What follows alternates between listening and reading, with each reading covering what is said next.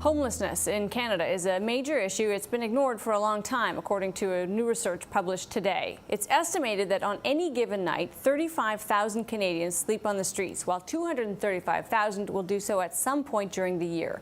Part of the problem, a lack of affordable housing.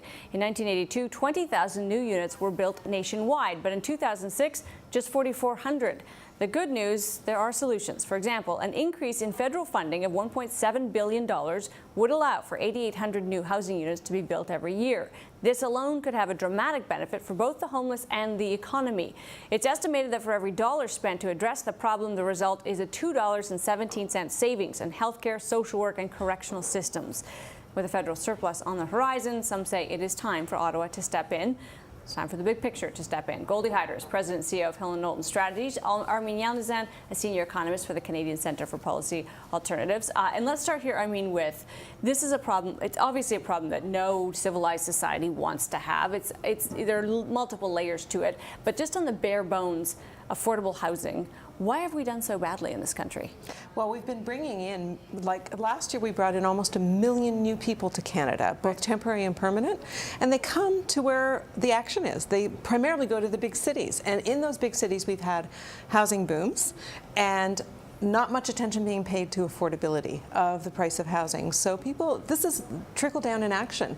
What's trickling down is the ability to keep a roof over your head. 1 in 5 Canadian households are having trouble covering the cost of their shelter. They're spending more than 50% of their income to just keep a roof over their head. So Goldie, from the point of view of policy, Armin has described something that we've all observed, right, which is that we've seen these big building booms, these condo booms, and we haven't seen apartment stock being built. We haven't seen affordable housing being built.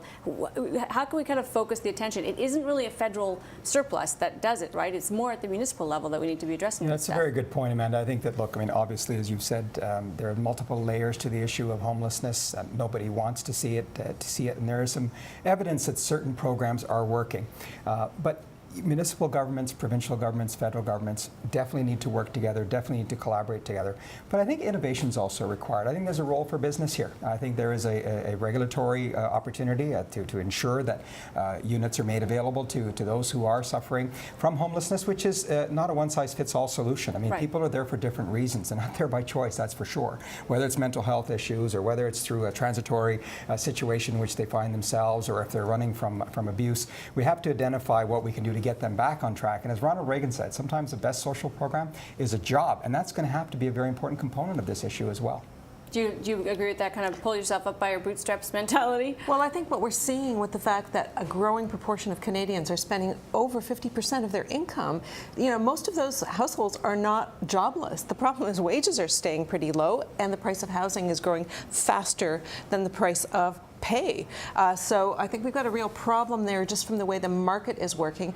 And what we know is that the federal government over the course of a generation, in fact almost 25 years ago, cut its involvement in almost half. So since that time, we've seen our population grow by 30%. It's not like, the math is there. If you want to actually increase the stock of affordable housing, the market doesn't seem to be doing this. That's a market failure. So what are you going to do? The problem, though, is when the market is creating an asset bubble, how do you counteract that? Affordability is a problem, but is there anything other than a market mechanism to solve that problem? Well, sure, you could have regulations in place. In Toronto, for example, we have Section 37. You could be using municipal bylaws to ensure that for every, I don't know, 100 units that you create, regular market, you know, what the market will bear housing, that you're creating, say, 10 units of rent geared to income.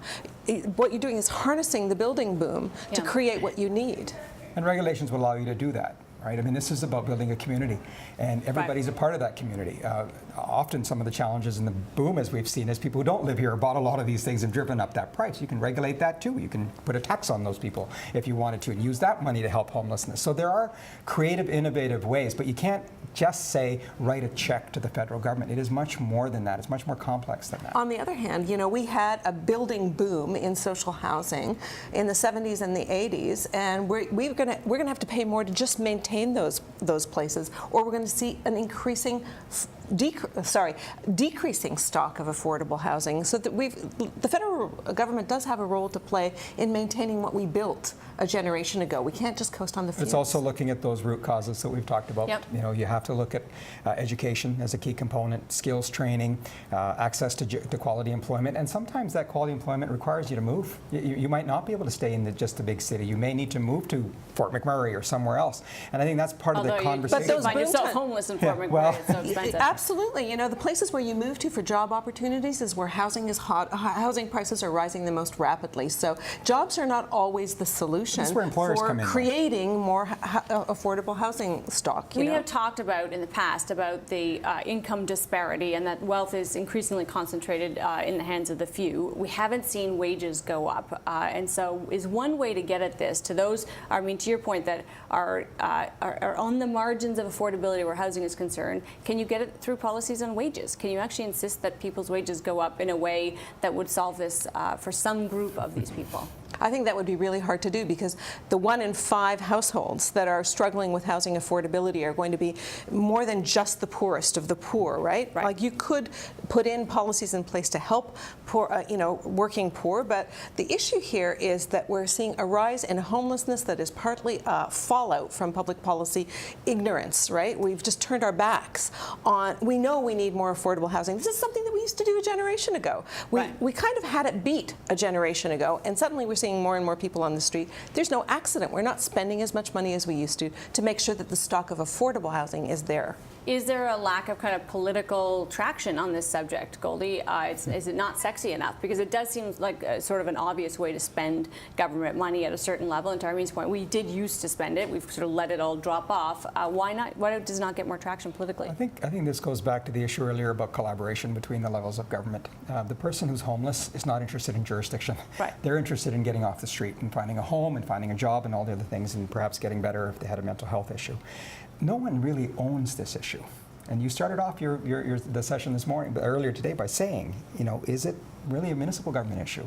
And I think this is where someone is looking for the opportunity to step in and lead. And the federal government is largely seen as someone who writes a check. Right. And that's insufficient. I think what the report said is actually programs that are targeted, that are measured, that are speaking to specific issues, like the at-home program the report speaks about, have proven to be successful. So maybe we need to be more responsive to those types of things and use them as a prototype, but to bring them more to the local level than they are currently today. Well, this is an Elvis Presley moment, because the feds left the building back in 1993 and have not returned again. And I agree with you that there are programs that this particular report shows they work. We should scale them up. The feds should have skin in the game on this. But actually, where they want to put the money, the $1.7 billion this report is calling on to increase the stock, that would be eclipsed by the tax-free savings account, doubling of those contributions, and income splitting, right? Like, we know where this government wants to put its money, and it's working at the other end of the income spectrum than the people that we're trying to help in this report. Even though there seems to be strong evidence, although it's hard to quantify this stuff, there's strong evidence that when you invest in these things, the payoff is quite clear. Absolutely. They're saying it costs us $7 billion a year as a society, as a community, to deal with the homelessness issue. You put 10, as your intro said, $10 gives us $20 back in terms of payoff. I think a better job has to be done in communicating the impact that you've spoken about, that to prevent this from having to be, the return on investment is actually quite disproportionately high. That message hasn't really sunk through, otherwise we wouldn't be having this conversation. Business for the masses. All right, I'll leave it there. Thank you to you both. Thank you.